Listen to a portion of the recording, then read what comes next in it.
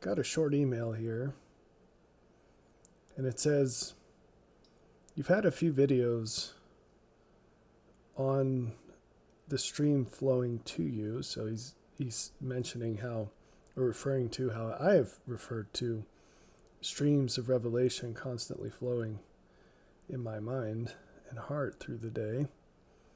He says, how do you focus on programming and work during the day?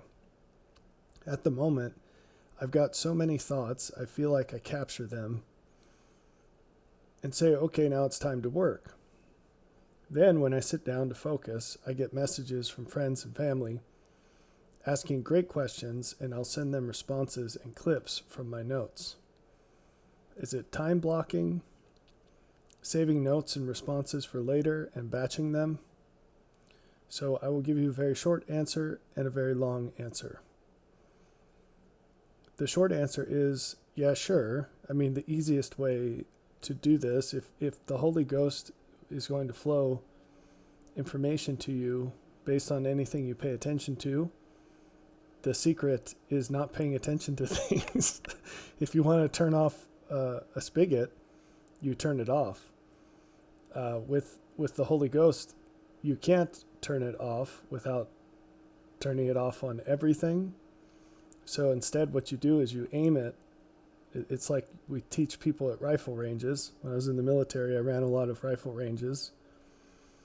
And during the safety briefing, you tell them to always point the rifle in a direction where it'd be safe to fire at all times, when it's loaded, when it's unloaded. And so if you find yourself with the need to focus on something, and it's what's best, you need to earn an income to pay your bills, you focus your attention on the task at hand. And so that if that's laying tile or estimating a roof repair or writing code or whatever your job might be, you focus your resources on that. And so the short answer to this question is, don't look at messages from friends and family asking great questions.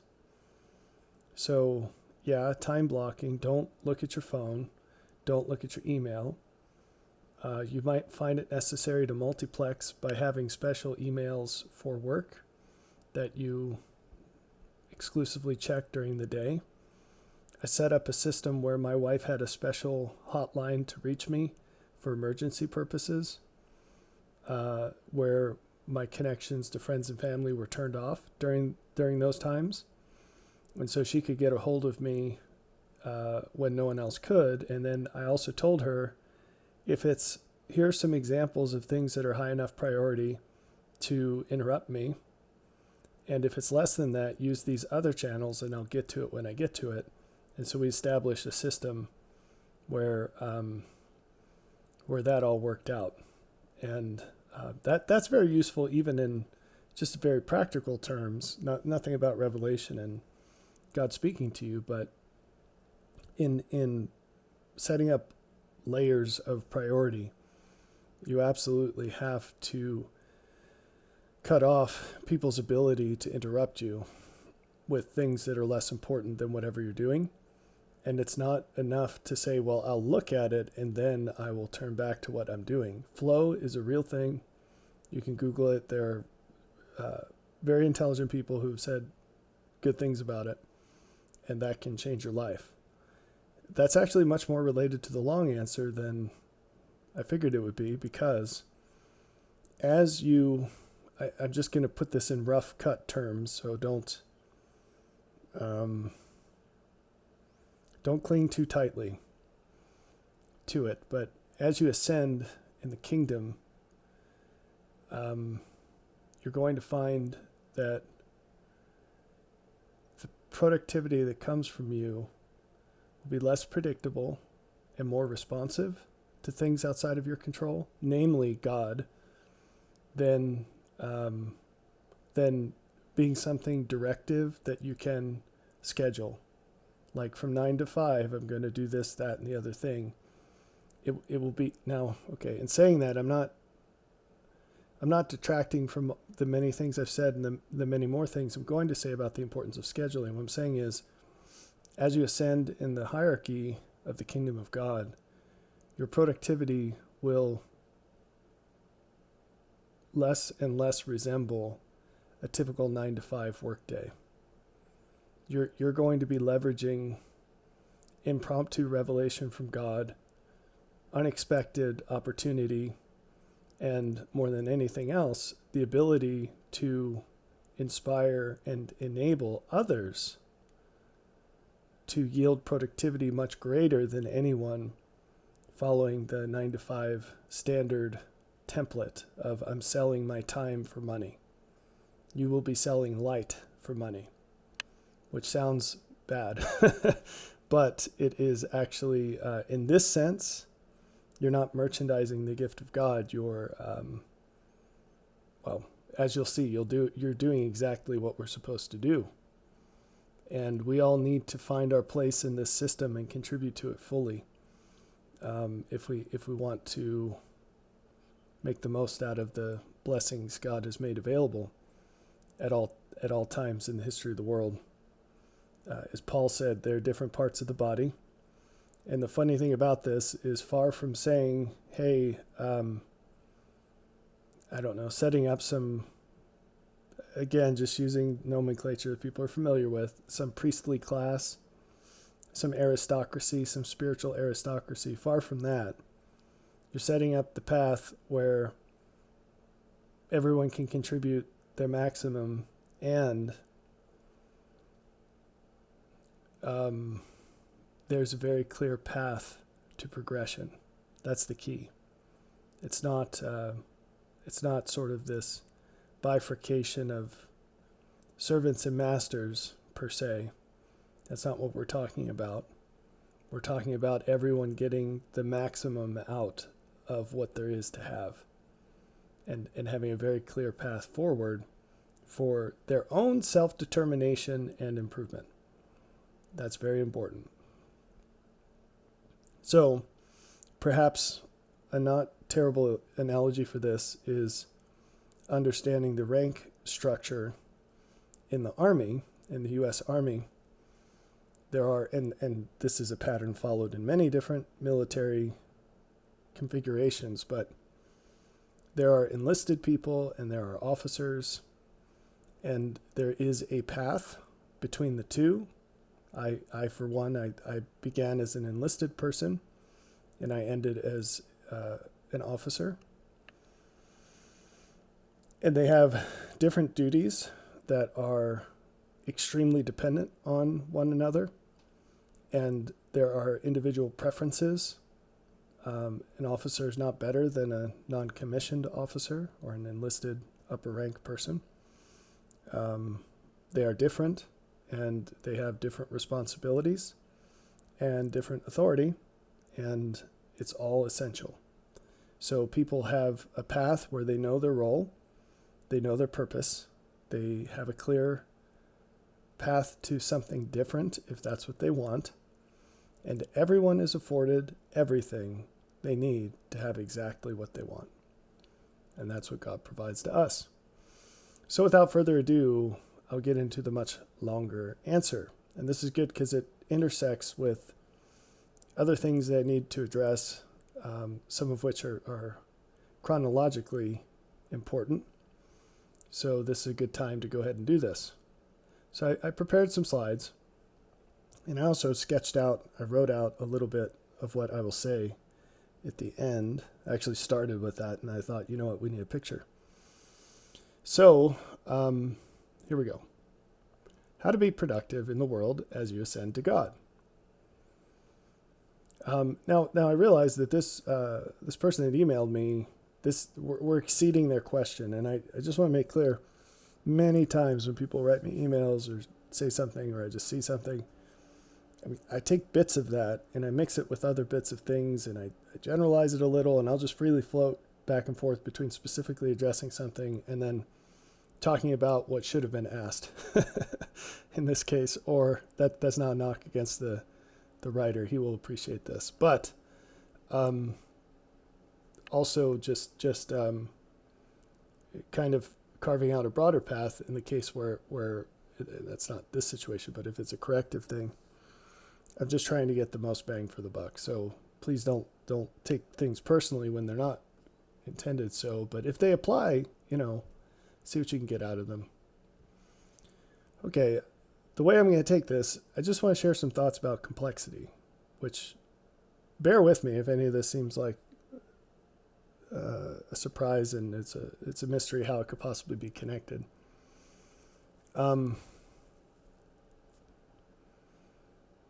One way you can categorize complexity.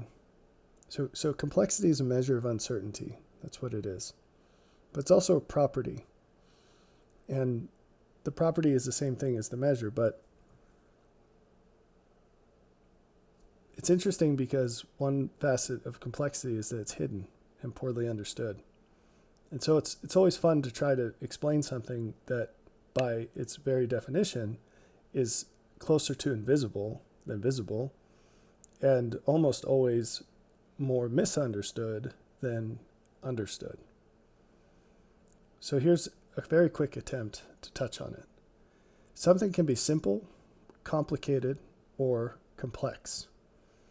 Now, there are other frameworks out there for describing and measuring complexity, and most of them have 4 steps. But in thinking about and applying this, I think 3 is more appropriate, so that's what we're going with. So what are the differences between these? Well, something that's simple, it's easy to understand. It's well understood. You can see it. It's easy to see. You can see the whole thing. You can see the inputs. You can see the outputs. If it's a problem, the solution is going to fit the form of a defined recipe. All you have to do is follow the directions and you'll arrive at the solution. So those are that kind of thing, whether it's a system or a problem or a person, that is what fills the majority of human perceived experience. Now, I say it so carefully because it's actually an illusion. What is simple is not only a very tiny minority of the things that we experience, it's totally possible that they don't exist at all. That they're kind of like the elements on the periodic table that are theoretical. And maybe if you spend lots of money and set things up just right, you can sort of get them to appear for a split second in a lab. But for all intents and purposes, they don't really exist. Now, this flies in the face of most human experience. So it's quite something to make that claim. And yet, the deeper you dive into this pool, the harder it becomes to argue with the existence of water. What about complicated things, or people, or problems? What is this measurement? What is complicated? Well, once you get into things that are complicated, you've got at least a little bit of uncertainty. You've got something that's not totally known. Maybe, if you think about jigsaw puzzle, maybe the picture on the cover of the box has a corner of it ripped off. So you see most of it, but there's a part missing. You're not really sure what goes there. And so it becomes an extension from something that's known, well understood, problems that have been solved before. You know most of what's going on there, but there is some aspect of the unknown. Usually to solve these kinds of problems, what it takes is a combination of solutions to simple problems, which you could think of as like items on a menu at a restaurant. All the answers are there. You pick what you want. You can't go off script. You got what's offered to you on the list, and you pick the best thing. With complicated problems, you get to pick a selection of things, and then you kind of mix them up a bit in some form of limited novelty. And so these are lateral applications of things that already exist. Okay, so now we finally get into actual complexity. What are some hallmarks of this? Well, it's something that's previously unknown, Often it's thought of as impossible. So, for example, when Elon Musk came up with a way of landing a rocket in order to reuse the most expensive components, most people in that field thought that that was impossible. And so he and his team made it happen. That was a complex problem. And then another common quality of complex problems is that they're poorly defined. That is important because the kinds of people that come to live in complexity, they're saturated by it in their lives. They become so accustomed to dealing with poorly defined problems that their approaches to life, including their vocal descriptions of life, they all tend towards this transcendent flexibility, for lack of better phrasing, ironically. They tend towards this application of words and known processes as the nearest thing that connects to what cannot be spoken or done because it doesn't yet exist. And they're so accustomed to it that they can do it fluidly and they don't get hung up on it. But the more someone lives in these other two worlds, these other two layers of reality, the more they'll get hung up on that flexibility because they have become accustomed to seeing the world in terms of the tools they have to address the problems. And only complex people live in a world unbounded by their own capabilities and limitations. They come to see the world and experience it for what it is without bound. And then they figure out the tools later. Well, that's a lot deeper than I intended on going, but here's some other clues for complexity. If you have a situation that requires new words to describe, you cannot find the words in the existing lexicon to concisely and accurately describe the situation, that's probably a complex situation. When it's impossible to accurately estimate the resources, whether that's time or money or something else, skills, whatever, to complete a task, that's a complex task. This is enormously frustrating to project managers who, or any kind of manager, who's not well versed in complexity because they get extraordinarily frustrated when they say, how long is this going to take? And the answer is, I really have no idea. I could give you a number and it will be wrong. That's the only thing I can promise you is that it'll be wrong. Whatever I say will be wrong. And you learn to do estimations leaning heavily on the 80-20 rule. And you, the best you can do is come up with a relatively accurate sense of when you're on the initial 80% and when you're on the long tail of the last 20% of the task, which usually takes 80% of the time. If you're not familiar with that relationship, you can look it up.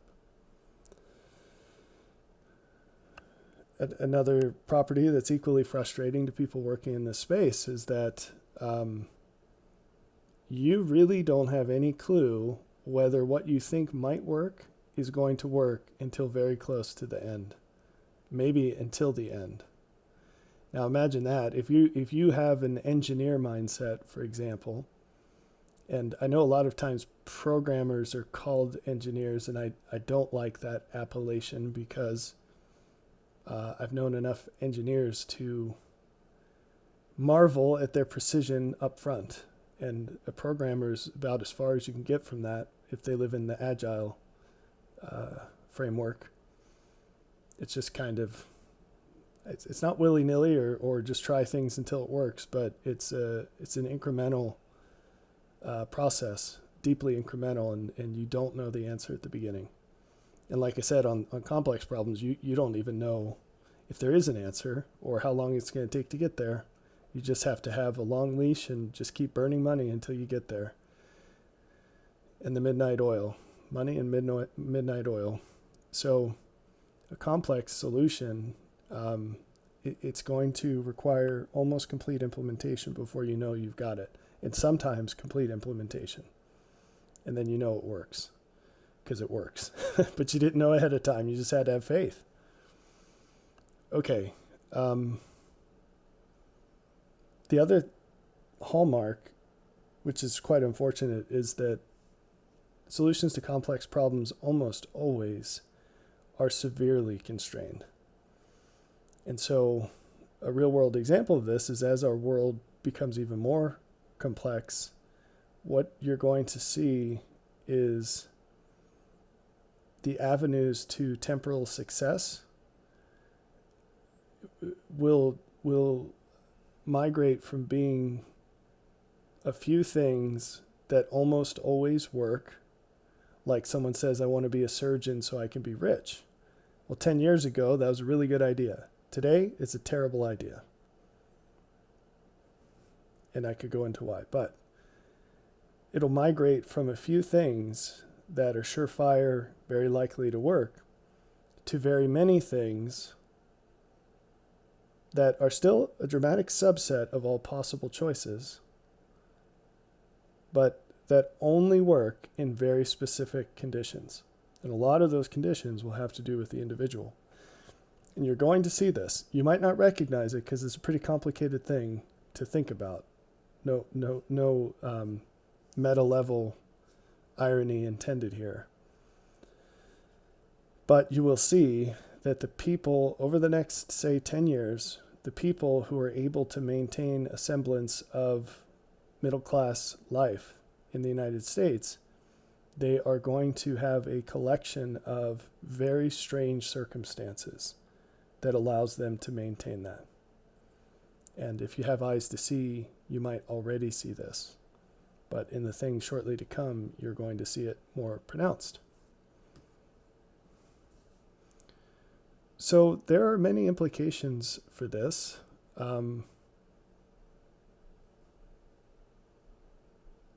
Maybe the one worth highlighting the strongest is the fact that as things get more complicated, the number of people who can contribute declines substantially. Now, you might not know this, but even if we pushed a button and the entire world reverted to subsistence agriculture, which would be tremendously bad, by the way, measured by the death that would come from that, the scale of death, because most of the inhabited parts of the world cannot support the populations that live on them under subsistence agriculture.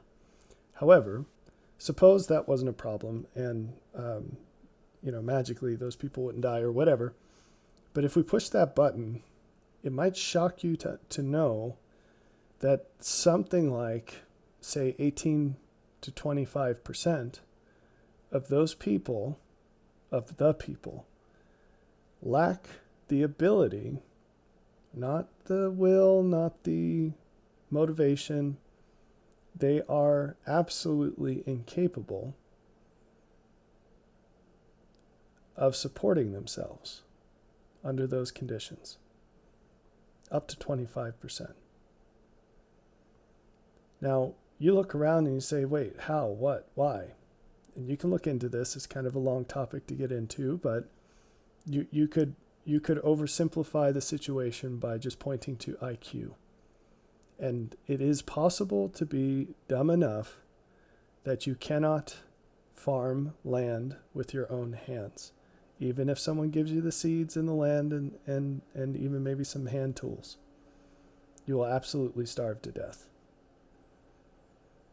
Now, if you've never heard that before or gripped that reality, wrapped your head around it, fine. Just suppose that I'm right for a moment, just for the sake of argument. Now, let me ask you, whatever that percentage is, how do you think it changes as you slide the slider of complexity up? So the answer is it depends, or if you want to be funny, it's complicated because yeah, I'm full of dumb jokes this morning, I guess. It's complicated because one property of a complex system is the obfuscation of justice. In other words, if you have a subsistence agriculture society, the simplest one we can imagine, you get out of it what you put into it, for the most part, and it's the closest example of that you're going to find. It's the closest example to you reap what you sow. And in fact, that's where the saying comes from, right? So if you and another person have 10 acres of comparable land in a comparable climate, using the same exact seeds, the differences in production are almost all going to come down to the value of your decisions, the intensity of your work, the wisdom of how you work, and the intensity of how hard you work. It's not perfect. You're still going to have floods and droughts and, ravaging warlords or whatever, but that's the closest you'll come to justice in the natural world of humans. What happens as you dump technology into this system, or inexpensive energy, or whatever the inputs are that are required for higher complexity, because there's not enough surplus in subsistence agriculture to generate that. What happens is you increase the distance and the probability of the distance between what is and what is just, what is deserved through merit, performance. So, how many people are incapable of supporting themselves in a complex society is masked by the fact that so many parts of the system reward people who have done nothing to deserve the reward. And for example, in the United States today, more than half of people do not pay income tax. So more than half of people are getting all the benefits of the less than half of people that pay all the taxes. And that's pretty messed up. That's pretty far from justice. That's just one tiny little example. But the question that remains is, as you look out on the broader segments of society, just how many of those people could never, ever support themselves if they weren't getting things from other people that they did nothing to deserve? It's a lot. An even higher number, an even scarier thing to contemplate, is what percentage of what most people enjoy is deserved by them. So what share of someone's standard of living, for example, comes from what they actually contribute on a historical basis, and how much of it is just magic money that comes out of governments printing it into, out of thin air, or what enables that is the cheap energy that we extract out of the ground in the form of coal and oil, for the most part. And so if you took that away, what would people have? The answer in most cases is nothing. A room full of secretaries by any other name is not exactly pulling their weight. The only reason that they make what they do is because of what everyone else does. So, even things that have arguably greater value, those people are paid astronomically more than they would be in a system of strict merit. So that's not pleasant. That's not a pleasant pill to swallow, but it's worth saying as many times as I can, because it helps to prepare you for what's coming. because the system that God is bringing is based on justice. Anywho, so the implications of these relationships that I've talked to you about is that on this green curve, we have the number of people who are willing and able to produce more and more. That's this axis. I didn't put that there. Maybe I should. So we'll say here value of what is produced. Okay. So the number goes down as the value goes up because the sacrifice required goes up as the value goes up. And these are not linear relationships. The number of people willing and able crashes very fast relative to the value of what is produced.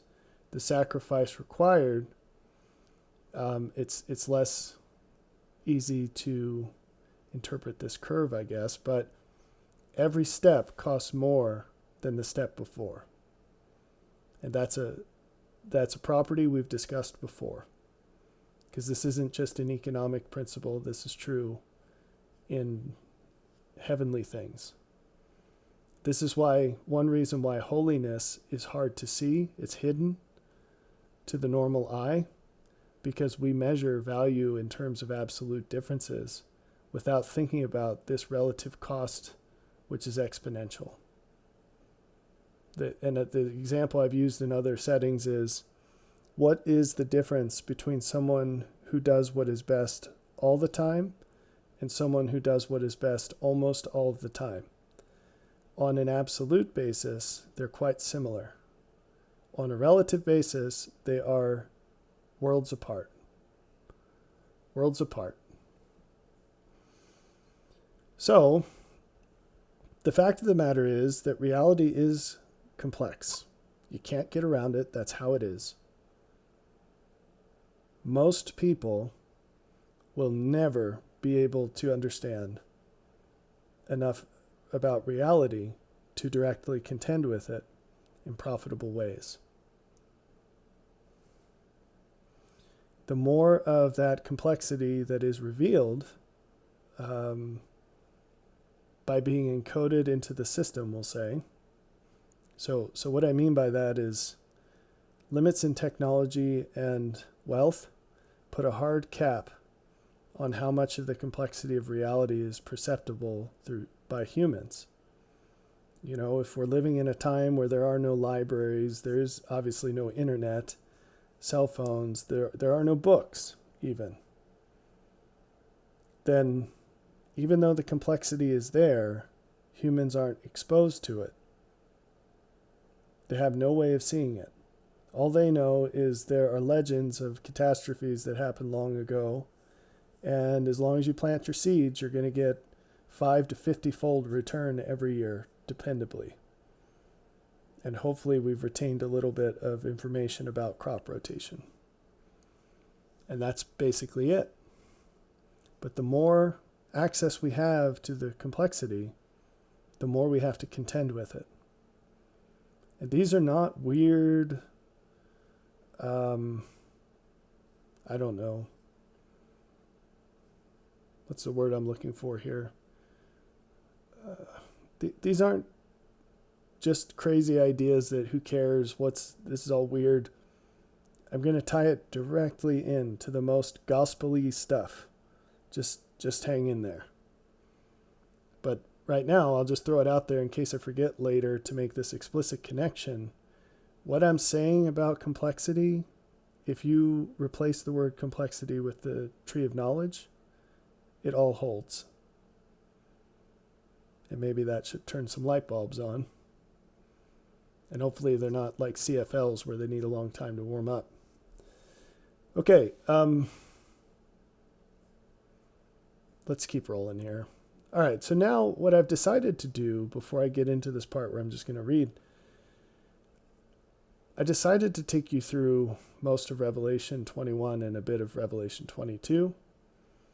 And in deciding to do that,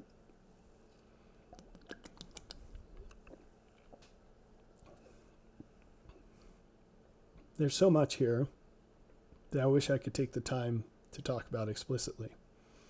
These are really important things, and no one understands them as far as I see. But as far as I'm aware of, let's just read this, and I'll stop when I feel impressed, and I'll talk about what I feel like. Well, there's one right there. Okay. Revelation 21, starting in verse 1. And I saw a new heaven and a new earth, for the first heaven and the first earth were passed away, and there was no more sea. I've tried to help you before learn how to formulate questions as you're reading the scriptures so that God can teach you about these things. Here's a question. Is the sea the sea? That sounds like a funny question to ask. Is the sea the sea? And whether or not it is this referring to something figurative and literal, something only literal, or something only figurative? The sea is very important. It's a figure used throughout Scripture, and I have never heard anyone talk about it. I understand why, but it's still really unfortunate. But there is no sea. There is no sea. I will just go ahead and drop a huge bomb on you. In the time referred to, there will be no access to the tree of knowledge. That will be closed off. Verse 2, And I, John, saw the holy city, New Jerusalem, coming down from God out of heaven, prepared as a bride adorned for her husband. And I heard a great voice out of heaven, saying, Behold, the tabernacle of God is with men, and he will dwell with them, and they shall be his people. And God himself shall be with them, and be their God. And God shall wipe away all tears from their eyes, and there shall be no more death, neither sorrow nor crying, neither shall there be any more pain, for the former things are passed away. And he that sat upon the throne said, Behold, I make all things new. And he said unto me, Write, for these words are true and faithful. Now, there's so much here. I don't even want to scratch at it because there's so much here.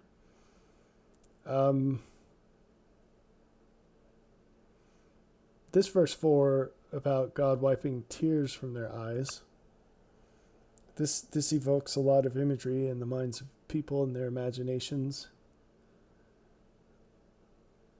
And it says the tabernacle of God is with men, and he will dwell with them,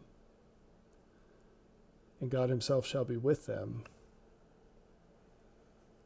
It's very interesting and important to figure out how that works, and it, I think, is a lot different than what people expect. So maybe I'll leave it to you to connect the dots with what I'm about to show you and explain to you. But anyway, he's going to make all things new. Verse 6, And he said unto me, It is done. I am Alpha and Omega, the beginning and the end. I will give unto him that is athirst of the fountain of the water of life freely. So let's keep going. Now we're going to read about the heavenly city.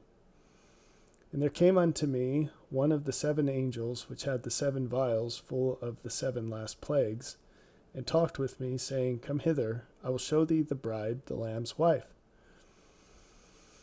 And he carried me away in the Spirit to get to a great and high mountain, and showed me that great city, the holy Jerusalem, descending out of heaven from God. So let's pause there. So John is taken by one of the 7 angels to a mountain that is great and high.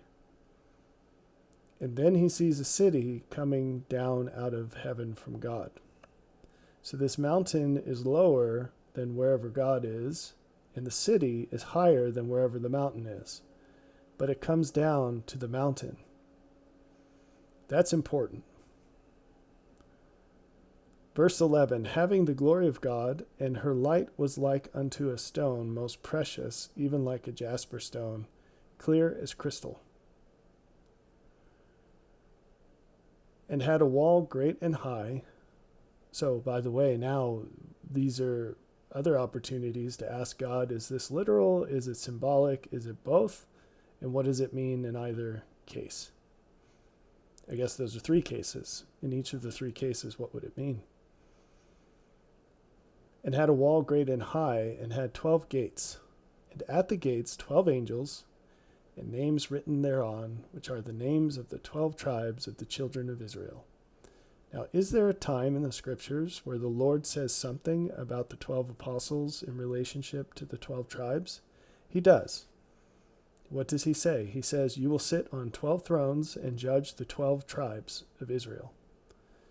Now, this requires some knowledge that you probably don't have about judges and kings and gates. And just to put it super bluntly, and you can go back to the Old Testament and read all about it, in ancient times, cities had walls to protect them, to separate what was in the city from what was without. And in those cities, there were people who happened to have been successful in life, and they took it upon themselves to make their occupation sitting in the gate all day, to offer wisdom to those who would like to ask it of them. There were also the legal representatives, the witnesses, for things like marriages and court cases, and they were called judges. So there's some flexibility here because we're talking about a general principle, not a specific implementation, but there were policies for selecting who these people were and determining how they'd be treated. So you see a reference in Isaiah, for example, referring to,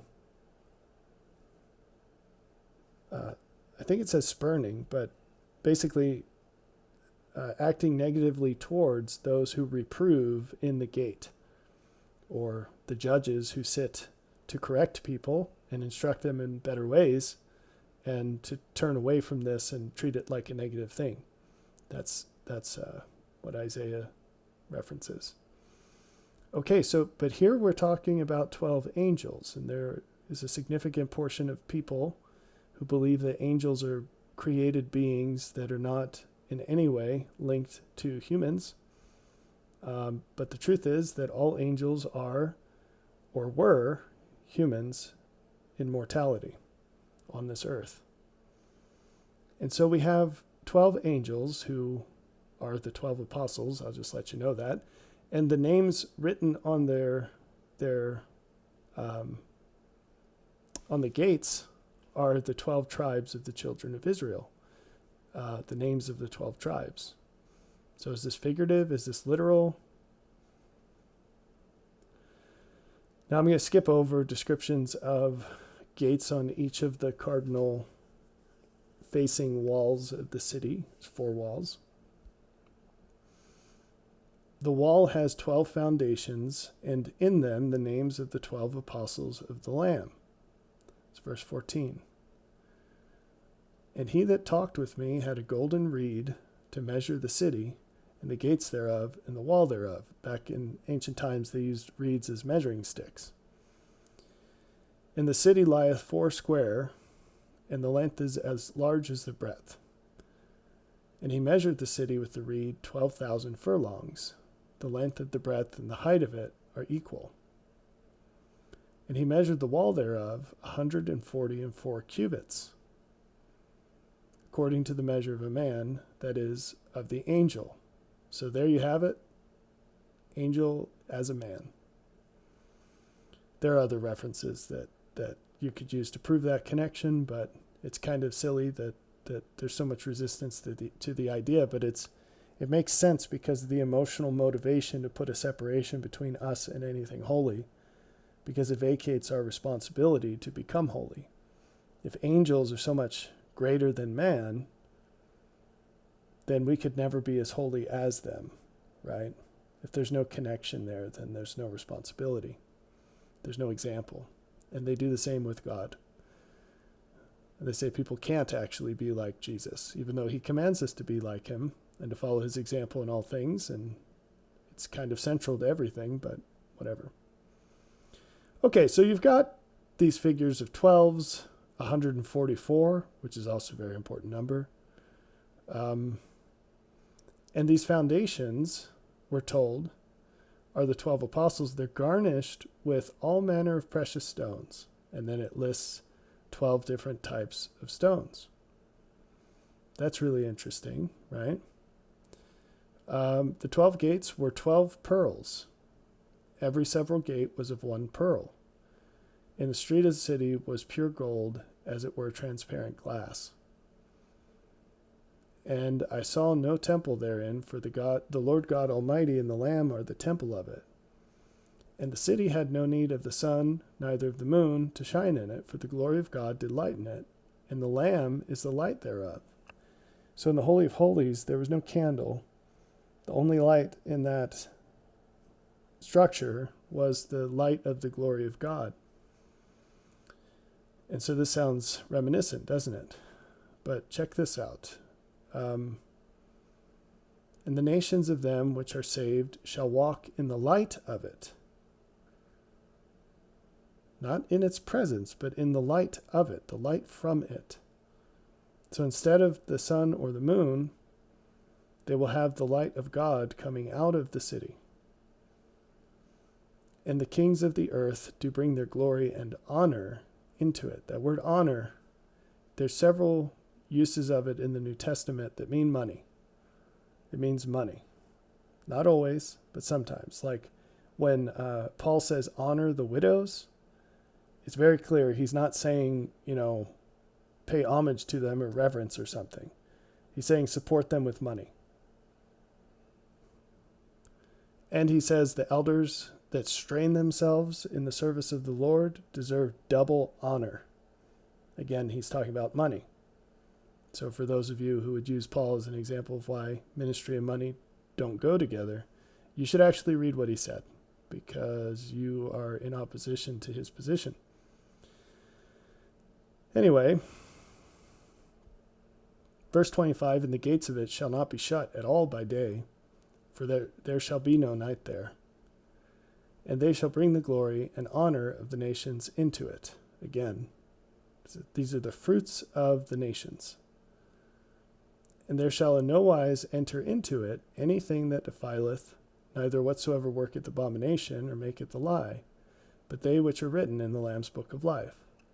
So you can't get in unless you live up to certain standards. Where? In life.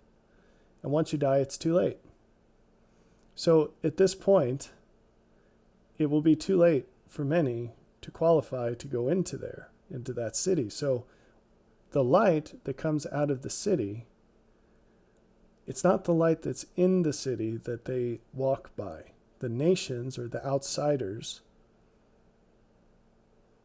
the nations will be reliant on some process to get what's in the city outside of the city. And if it's not already apparent from all these gates and all these angels standing in the gates and these foundations and stones that garnish them, we're talking about chains of people that connect the highest glory of God in his actual presence out to people that are further from that.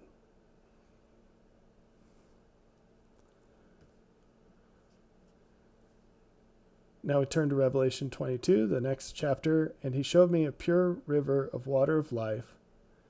We're rehashing just the beginning of what... this is the next chapter. I'm sorry. And he showed me a pure river of water of life, clear as crystal, proceeding out of the throne of God and of the Lamb. In the midst of the street of it, and on... This is confusing, so listen to it. In the midst of the street of it, and on either side of the river, was there the tree of life, which bare 12 manner of fruits, and yielded her fruit every month. And the leaves of the tree were for the healing of the nations. And there shall be no more curse, but the throne of God and of the Lamb shall be in it, and his servants shall serve him. And they shall see his face, and his name shall be in their foreheads. Now, The names of the tribes are on the gates.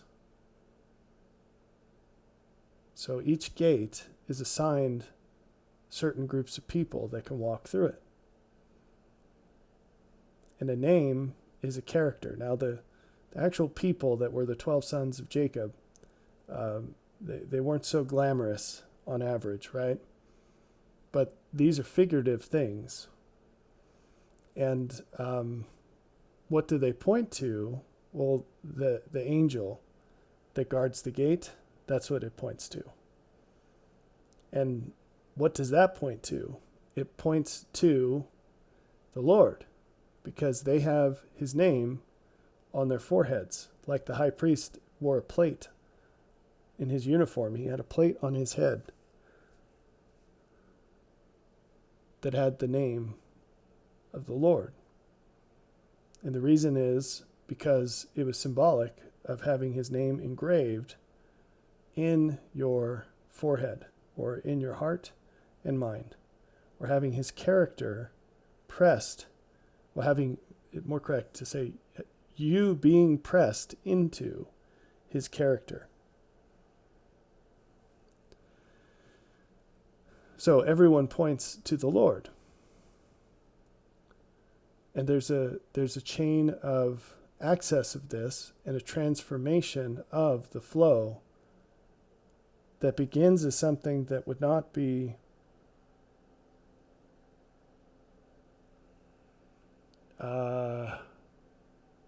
that normal people would not be able to access, to perceive, to receive, to value, and to live. And it transforms it into lower and lower representations to become more and more accessible to more and more people. That's the machine that's being described here. That's the system that's being described here. Now here's the weird part. How many trees of life are there? You'll probably say one. But where do you get that idea? You say, well, the description of the Garden of Eden, there was one tree of life there. Well, what happened to that tree? Where is it now? Confusing, huh? What about in the parable of the Lord's vineyard? How many trees does he have? How many olive trees that's not the vineyard, the olive orchard. How many trees does he have? Is it one? It's more than one. In Revelation 22:2, you might say, well, why does it say the tree, singular, but it's on either side of the river? How can one tree be on two sides of one river? Well, it can't. And if you look at the Greek, it doesn't say the tree. So there is a tree on either side of the river. And each of those trees bears 12 manner of fruits every month, and has leaves for the healing of the nations, because there are two sets of 12. And one set of 12 is to judge the 12 tribes, and there's another set of 12. We read there are 24 elders around the throne of God. That's two sets of 12. So what's up with these fruits and what's up with these leaves? In this, I don't know what to say, imagery, that's probably the best word. In this imagery, what is the greatest gift? What is the best thing to have? The best thing is to be at the throne of God and of the Lamb. How many get to be there? It's not like there's a set limit, by the way, but how many qualify to be there? Not many. Turns out, not many. Very few. It's a reducing number every time you go higher. Okay? So if we're talking about two sets of 24, and that's to the access of the outside of the city,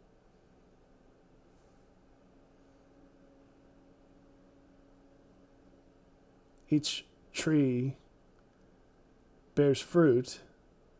And now it says bear 12 manner of fruits. I'd have to dig a little deeper. I'd confess I didn't look into this. Is it 12 different kinds of fruit, or is it just that each tree has its own kind of fruit? And trees don't bear one fruit. They have tons of fruit on them. Right? So, anyway, what we end up with is that each tree has 12 manner of fruits, right? So they're classes of fruits. It's not that there are 12 fruits, but there are 12 classes of fruits.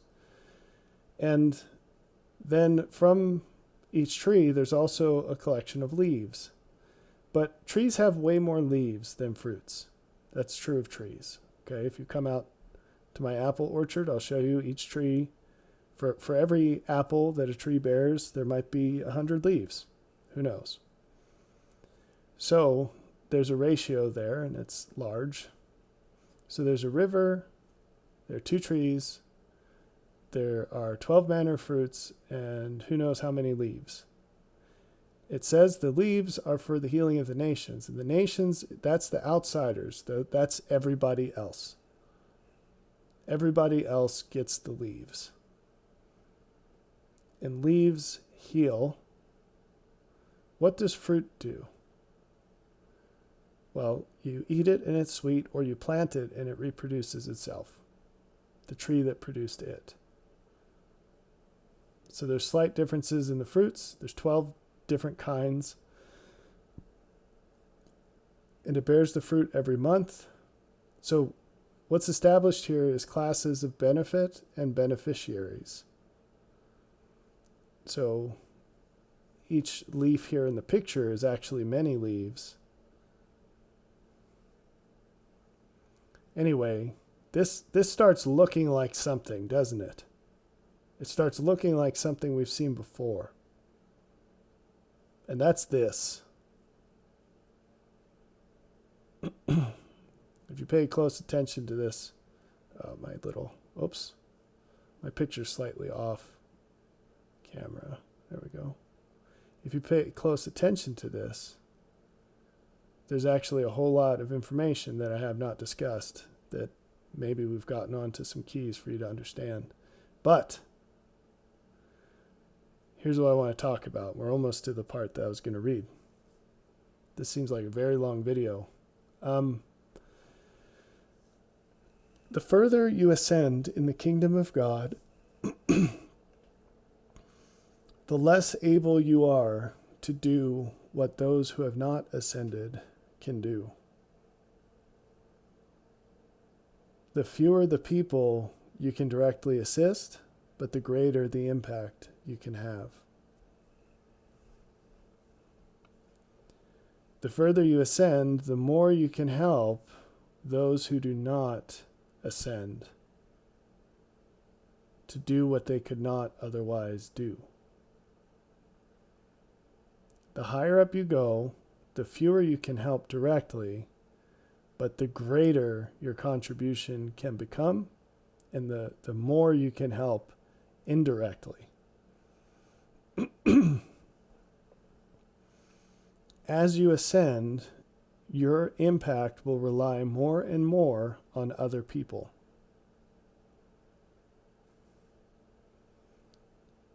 More than that, though, as you ascend, you will lose the ability to have a direct impact on the world without other people. And it's quite interesting because the same awareness, we'll say, we could say holiness, the same holiness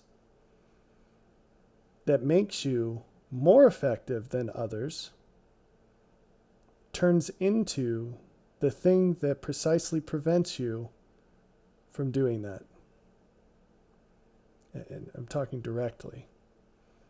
The same holiness that makes you more productive than other people in your direct contributions to the world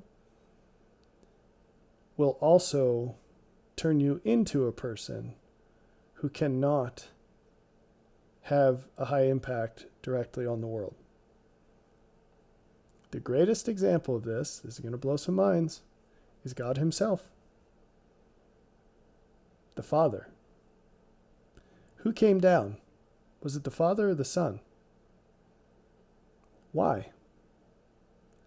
If the Father loves the world so much, why did he send his Son? This is an extraordinarily important question. Do you know the answer?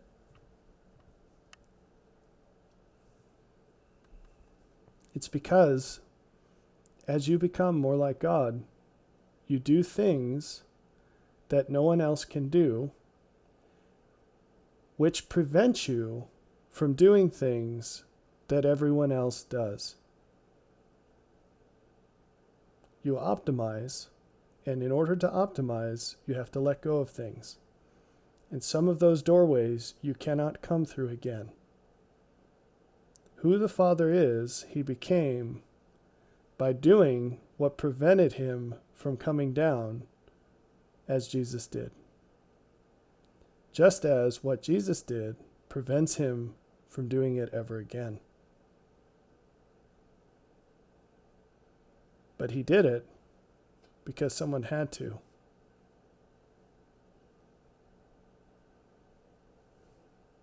This is really important.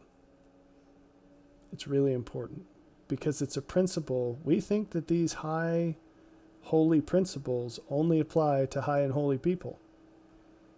God's creation is fractal. The principles apply all the way down. If they don't, it's an exception rather than the rule.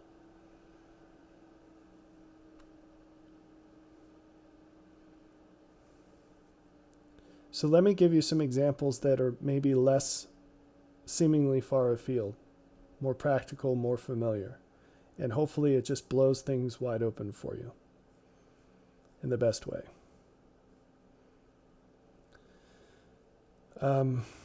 Here's a principle for you.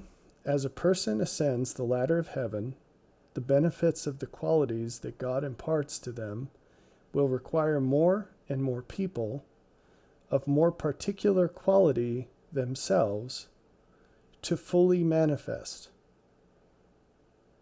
So if you're not familiar with words that I like to use like manifest, what I'm saying is you won't see a person for who they really are as they ascend the ladder until and unless they're surrounded by people of a certain caliber. Who testified that Jesus was the Christ? The apostles that he chose, John the Baptist, who was sent for that specific purpose, and Jesus said some clear indications of his caliber, his spiritual caliber. Very few people recognized Jesus as the Son of God.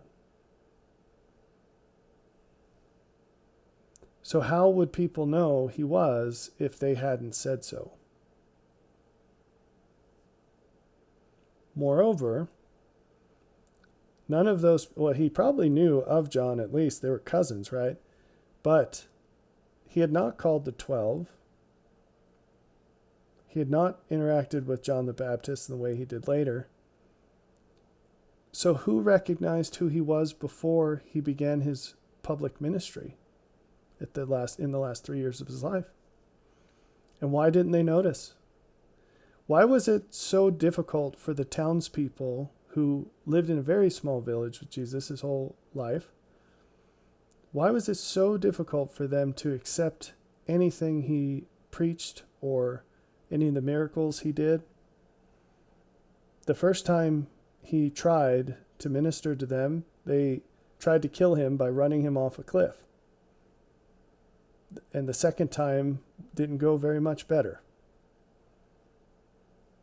Why? It can only be because it was so different than how they saw him before. I mean, I don't want to reduce a complicated thing down to a simple thing, but that was obviously a very strong element of it. And they said as much in the things that they said. We know his father and mother. How could this be anyone of any importance? You know, he even preached in our synagogues all the time, and he never said any of this crazy stuff. Things changed once different people got around him, and he had to leave his life in his small village as a carpenter for that to happen. He was incognito until then. But it wasn't because he was necessarily hiding. It was just that couldn't be manifested in the context in which he was in. I'll give you a little story, and then we'll get to scripture, folks, that is kind of like this at least. My mom, bless her heart, she's an interesting lady, and it my son says I say this too much. It's one of those you have to laugh or cry, pick one. And I choose to laugh about how oblivious she can be sometimes when it comes to me, and she knows me very well. Relative to other people at least, not on an absolute scale, but relative scale. But she is so clueless about so many things regarding me, and it makes me scratch my head and wonder, but it is useful to give context to things like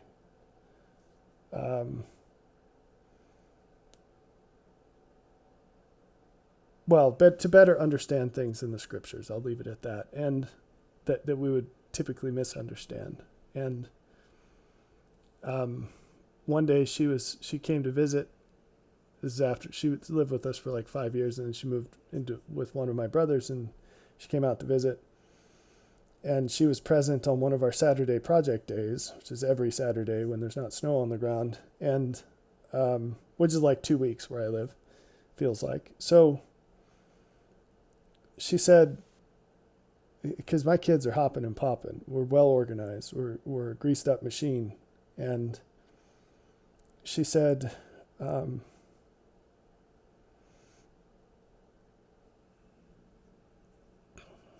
she just kind of passingly said she was really happy. And she said, I always knew you were a general, but now you've got an army. And I'm not sure. I'm not sure how clear her message was to someone who's not familiar with her family, but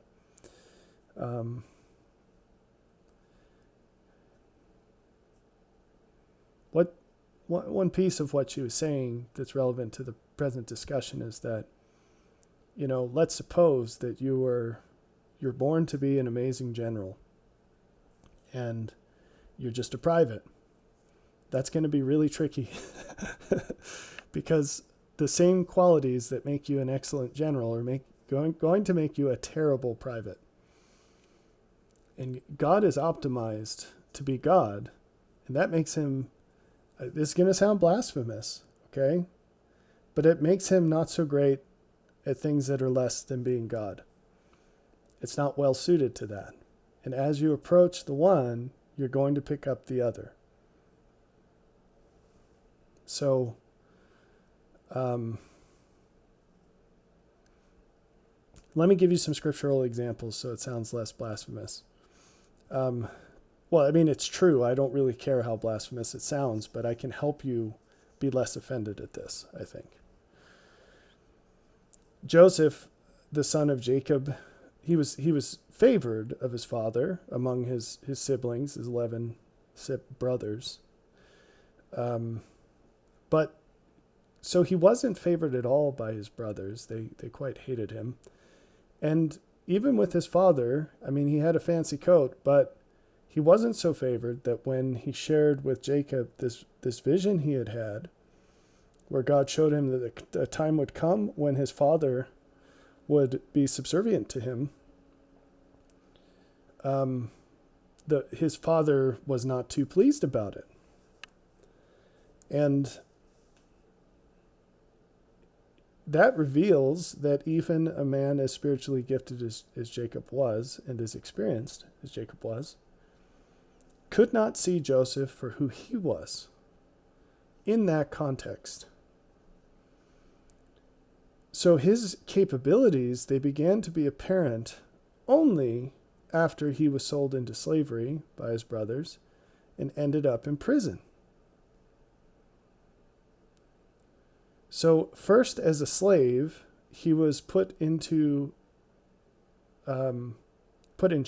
of the fellow servants in the house he was in. The house meaning probably something much bigger than a house as we understand it today, but a household, like a larger organization. But anyway, so he was put in charge of all of that, and it went really, really well until he got falsely accused by a lady and ended up in jail, where he once again was put in charge of all of that. And the phrase that comes out of this is that God caused anything put into his hands to prosper. And that's really something to think about. There's so many levels of this that have not been well explored. First off, why is it that people like Potiphar saw something in him that people like Jacob did not? So these people were commanders. They were in charge of things. They were used to leading people and having to sense the capability of people for leading people. So they themselves had climbed up some sort of hierarchy, and because of that, they were better capacitated to recognize others in terms of their suitability for the job. So if you get a job at McDonald's and it's your first job you've ever had, you're not going to show up for work the first day and they say, we have to choose a new CEO for this enormous multinational company, and I got a call and they'd like you to pick who it will be. So just let us know your choice, right? That's never, ever going to happen. Why? Because out of everyone in the company, it's probably a safe assumption that you are less qualified to make that decision well than anyone else. It's not a question of authority, it's a question of capability. Because you're brand new, what do you know, right? But our capabilities are not limited to our earthly experience. We come here with a whole lot of baggage, for better or worse. And some people, it's for better, by a lot. But it's not evident until they're placed in places where it would make any positive difference. For fun, I've asked people, what kind of carpenter do you think Jesus was? I say, do you think you know the Lord? And that's pretty much the end of the conversation with most people, because when you hear someone like me ask you a question like that, whatever's coming, it's not going to be pleasant. And anyway, if that conversation were to continue, the question is, well, what kind of carpenter was he? And they say, well, how would you know? I mean, it doesn't say. Yeah, but if you know him, then you'll know. I'll tell you, he was a terrible carpenter. That's what kind of carpenter he was. He was a terrible carpenter. There was nothing special about his work. And you say, well, how could you know that? That's a good question. That is a good question. If I told you, you probably wouldn't believe me. So it turns out that you need to get into the context where your level of light is best suited. And it doesn't take too long before that requires other people.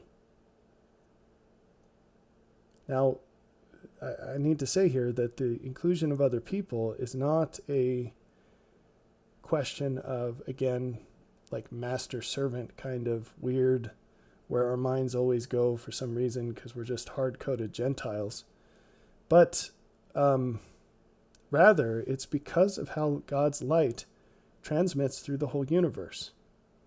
It's a property of matter. So for example, if God were to show you how light, for lack of a better word, powers the stars, you'd see a hierarchy that has less to do with space, like the space between stars, and more to do with the, we'll say, the quality of the matter. And if you were to arrange this in a certain way that's not space, but in a diagram of sorts, you'd see a network. And the top of the network would be God's presence. And you'd see energy flowing through the whole universe to all these stars, to and through all these stars, out to planets, like a big old vine with grapes at the end. Because God's creation is fractal, we see the same exact pattern in limited contexts here on Earth. And one of those is people. It doesn't matter if you look at productivity, impact, or love, or joy.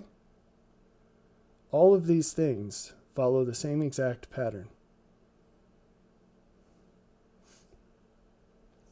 So getting back to the story of Joseph, his capability was not fully manifested until he was the second most powerful person in the world, second only to Pharaoh, who actually gave him full autonomy. He just said, in case I change my mind, I reserve the right. See ya, I'm retiring, basically. Now, what's fascinating about this is that these people, Pharaoh, Potiphar, etc., they had, I don't know what to call this property in a single word, but they had the vision and the correct understanding of how things work and how people work to understand that they would be better off by delegating their power to this person who happened to have greater capability than they did. Even though they were in charge, they said, actually, let's do this instead. And none of those people were spiritual folks, per se.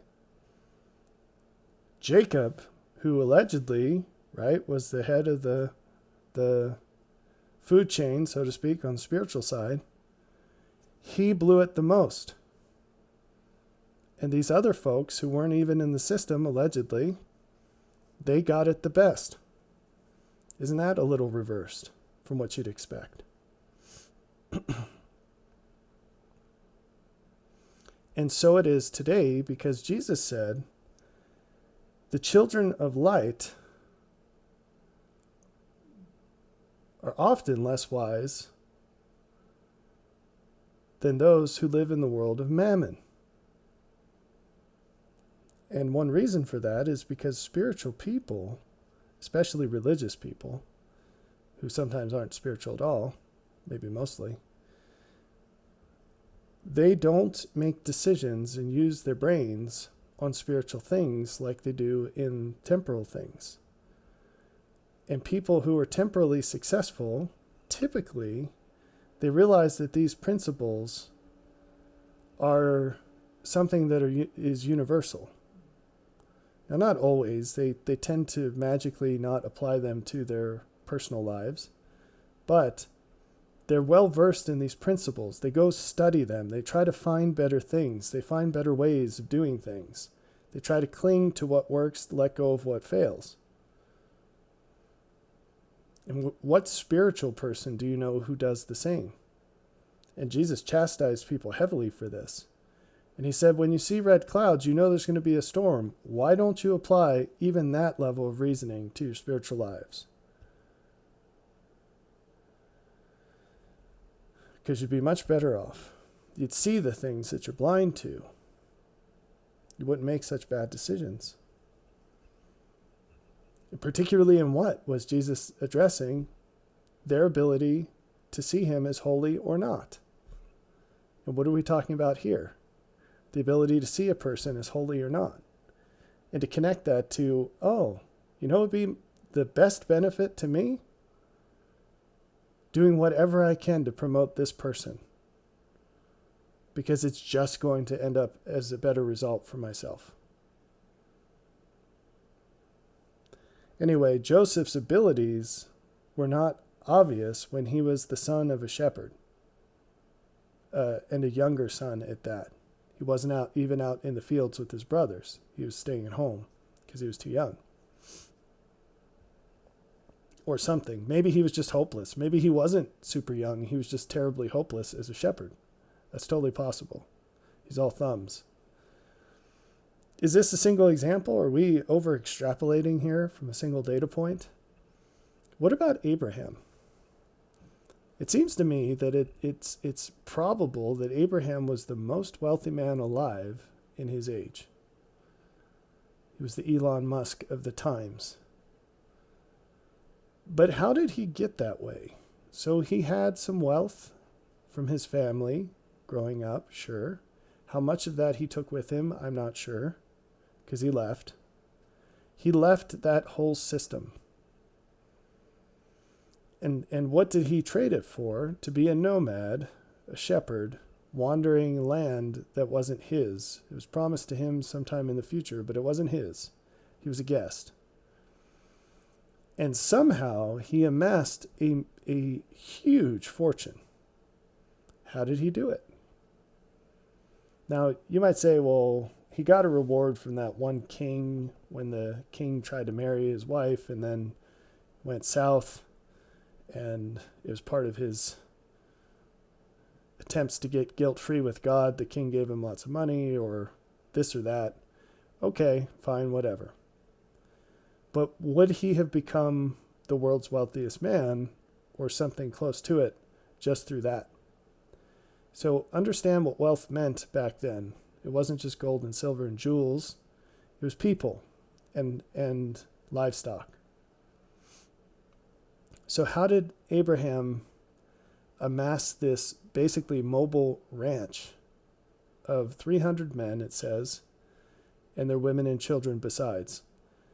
And not just people, not just boots on the ground or bodies, but capable people. When the 3 heavenly messengers visited him, or holy messengers, whatever you want to consider those people to be, doesn't actually matter for this story. He demonstrated to them, his stewardship, how well he had done with what was given to him, by calling on a young man to prepare some food, calling on his wife to prepare some food. And basically he took a sampling of everything in his operation to show them the quality of what he was producing. So, yes, he had the bodies, but they were capable people functioning well. And let me ask you this. Do we know something of the spiritual nature of these people? We do. Because he complained that he had no heir except his servant, whose name I forget. And this was the whole discussion that led to first Ishmael and then Isaac. And this discussion with God, this complaint. The people in Abraham's house were very willing to participate in his operation temporally. But their participation on a spiritual level was of a different nature, much more varied and limited. So this is really important, because as we were going through the new heaven and new earth kingdom of God that is to come, there's this separation between people who are in the city, people who are outside the city eating the fruit, people who are using the leaves for healing, not food, just healing. They have other food, lower food. So these gradations, right? When Jesus created miraculous bread and fish, there were multitudes who were interested in that. But when he said, you have to be like me, eat my body and drink my blood, be like me, they said, no, we're good. Where's the line for the fish and bread? That's what we're here for. And he sent them away. He sent them away. There was a price to be there, and they weren't paying it, so they needed to leave. And he goes up the mountain and he sends them away. This is very palpable. The message here is very strong. I'm going higher where I belong, and you need to go away where you belong, because you're not willing to do what I just told you to do, which is the cost to come with me. He said as much to first the Jews and then the apostles. He says, where I'm going, you cannot come, but I'm making a place, and I've shown you the way. And if you follow the example I've given you, you can come to the place I'm going to create.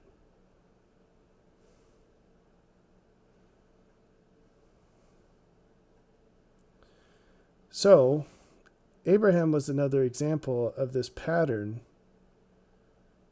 He gained his wealth through attracting to him people who received what he had to give and used it to forward the mutual causes that they had together. And they did so further than any of them could go alone. So with Abraham, they were able to do more and better than they could on their own. And that makes sense even just from an economy of scales position. If you've got a cattle operation, it's the comparative difference between, say, 10 and 20 head of cattle and 800 and 1,000, these are not the same, okay? Because of economies of scale, it's easier to add more to it as you go under certain conditions. That's not true of complex systems, but whatever. And then it was true the other way as well, that Abraham was better off with these people than without them, because if he were alone, he could not produce what he could produce plus 300 men. And it wasn't a linear, that wasn't like Abraham plus 300.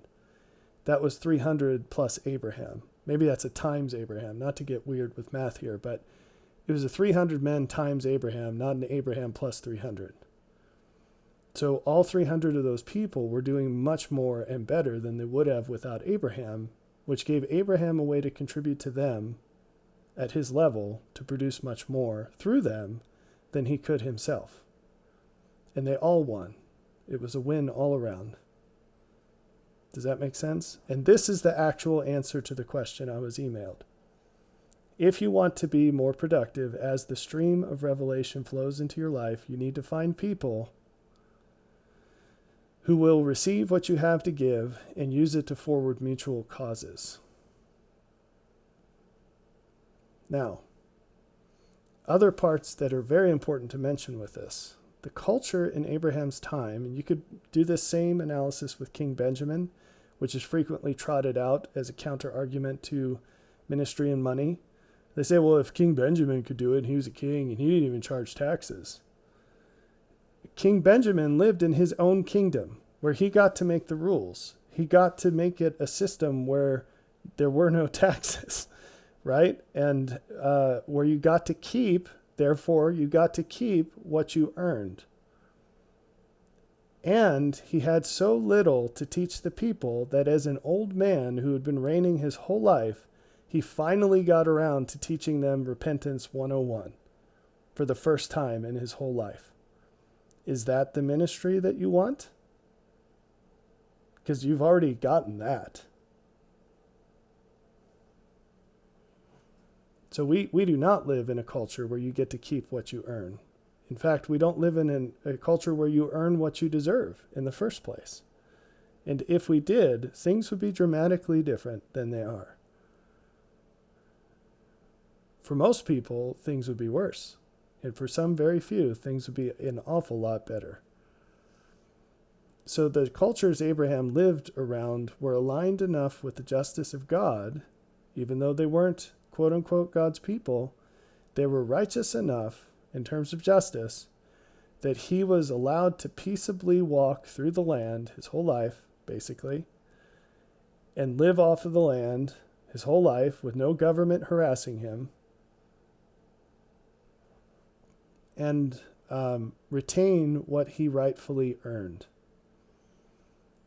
And there were enough people at the time who were righteous enough to recognize the value that he brought, that they aligned themselves voluntarily to his house. They adopted his purpose.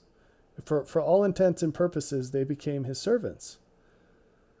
For all intents and purposes. In the best definition of the word, not some sort of slavery, but some sort of willful, deliberate, hey, this is a good thing. I'm going to get in on this. Kind of like, I don't know, a little bit more dedication, but kind of like joining forces with some company, saying, I want to get a job at this place because I really like the folks who are running the show, and I know how to do X, Y, Z, and I can get paid well for doing it, and this is a win-win, right? And so, and then this all triggered a feedback loop where now Abraham just had more and more to give.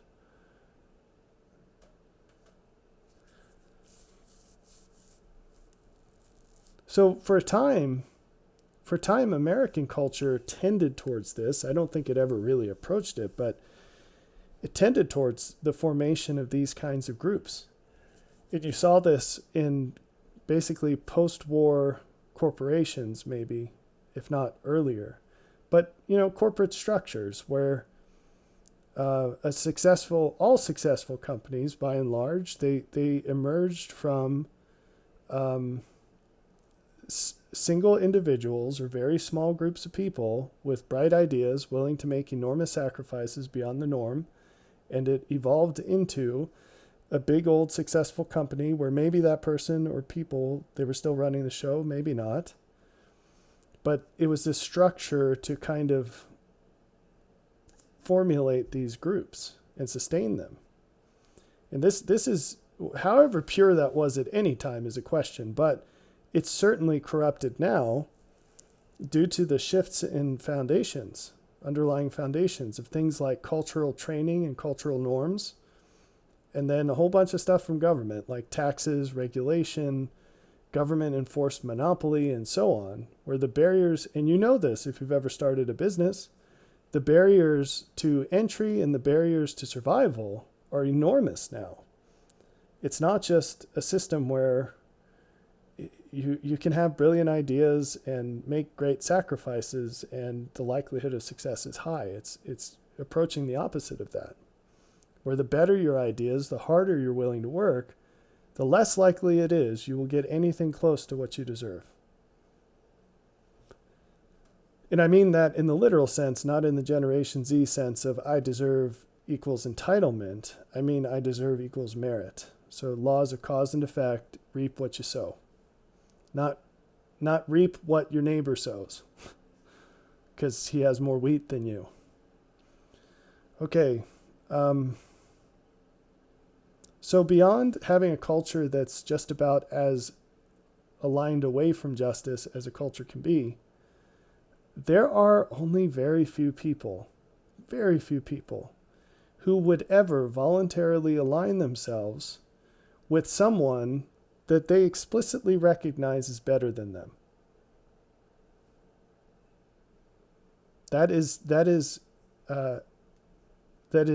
antithetical to modern mentality, where we think we're all the same, and even if there's a difference, it must be a bad thing if someone thinks that they're better or has evidence that they actually are. Now imagine how foolish you'd have to be an ancient Bedouin or whatever, and you're sitting there in Canaan and Abraham's entourage goes marching by and you see all of these animals and obvious wealth, and it's well formulated. They're marching in order, not overly ordered, but just the right amount. And there's so many of them, and they're prosperous, they can afford to have children. Everything's looking good. And you say, nah, what I've got here, this squalor I've got here, it's just as good. Or even if it's not, the only reason that guy has any of that is because he was lucky, or he got it from his parents, right? This would be abundantly foolish. And yet it's a prevailing attitude today. And I guess something that's actually becoming increasingly common, but maybe a more familiar version of this would be, you've got 5 sheep and a wife and you have 1 kid, but you can't really have more because you can't afford it. And although in ancient times, that the calculus for that was reversed, but whatever. And they go marching by and you're like, yeah, he's got more than me, but it's kind of all the same. We're comfortable here. We're happy. We're good. We're good. And one reason why ancient people weren't so stupid is that things happened more frequently that showed that, no, you're not good if you're just getting by. Because you can't judge your success by present conditions. You have to look at it over time and integrate in the magnitude of terror that happens in normal life, even if it hasn't happened to you yet. And we as modern people are particularly terrible at this. We say, well, it'll never happen to me. I'm good because I don't know of any present challenges that I'm not contending with. And it is for that reason that the Lord's going to crank on the faucet of affliction and show you all the things that you have not overcome, so that you have increased incentive to find those who have overcome them and pay the price required to obtain the same. So, to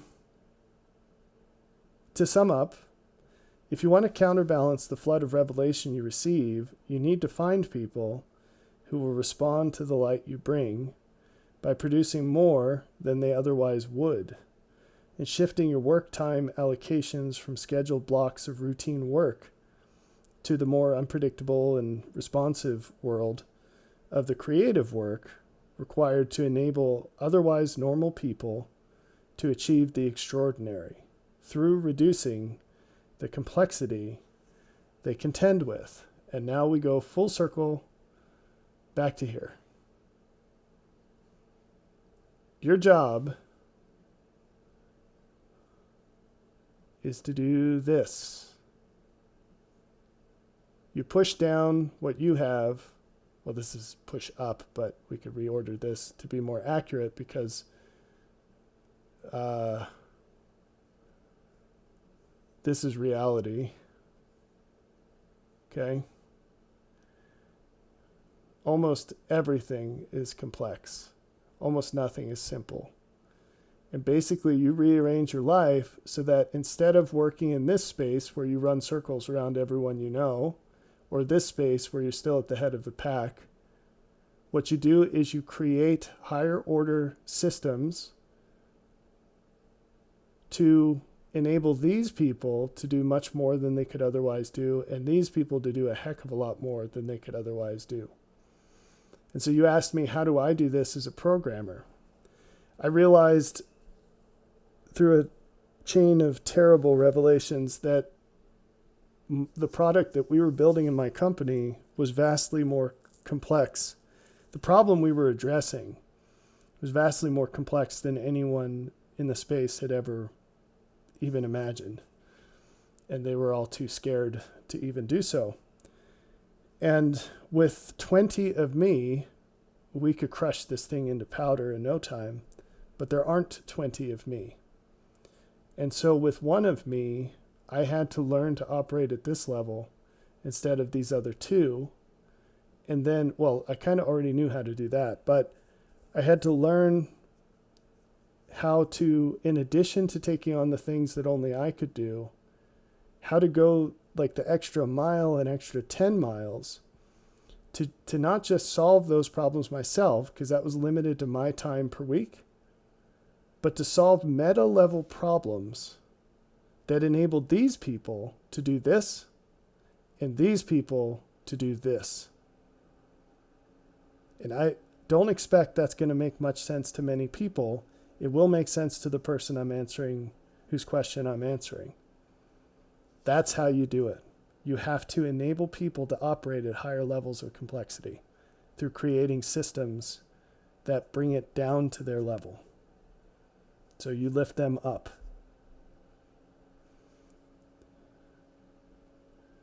I hope that makes sense. We covered a lot of things here. Some of these are enormously important, and we're touching on them, and I'm peppering you with these things from as many angles as I can to hope that somewhere the spaghetti sticks to the wall. Without, let's see, which picture do I want to use? Without the leaves, the tree will die. It's very important to understand. The tree is going to die without leaves. And everything is required in this system. So when the leaves treat the tree like another leaf, they treat the apples like another leaf, bad things happen for everyone. So use this knowledge wisely. I hit stop, and I just want to add this clip, which I just learned how to do, so that's a game changer. As frequently as, so when I finished the video, the Lord said, you forgot something. And sure enough, he had told me to add something to that video before I started, and I forgot. As is frequently the case, before this question came in, the Lord began to teach me the answer. And of course, he always draws on many other things, and the content of this video has been in the works for a long time. In my mind and heart, these slides are all new as of this morning, but I was sitting in a Wendy's. It's funny, this Wendy's is turning into quite the temple. I've had several spiritual experiences there. It's funny. I don't ever go into town, hardly, but when I do, I get a $5 biggie bag, because it's quite a value. It's hard to pass up, even for toxic waste. So I was sitting there staring at the soda machine because I was intentionally avoiding anything else. Sometimes it's good to force that silence. So I didn't have a phone, I didn't have a book, I didn't have a computer, I didn't have anything. I wasn't thinking about anything, I was just staring intently. And the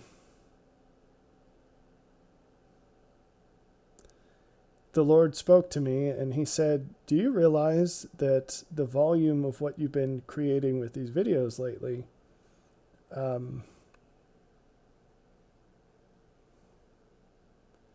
you're skimming the surface of so many things, and then you're just making videos and tucking them away, which I've been doing, by the way. I'm not publishing all the things I'm making just yet. I've got videos scheduled out months into the new year at the current pace, and some that aren't scheduled at all. And he reminded me that there was a time where I naively believed that if I had a budget, I could hire like a person to help me with the production to make these presentations a lot smoother, edit the video, just make it so that the content was easier to understand and more readily, the value was more readily recognized using the currency that the world uses, and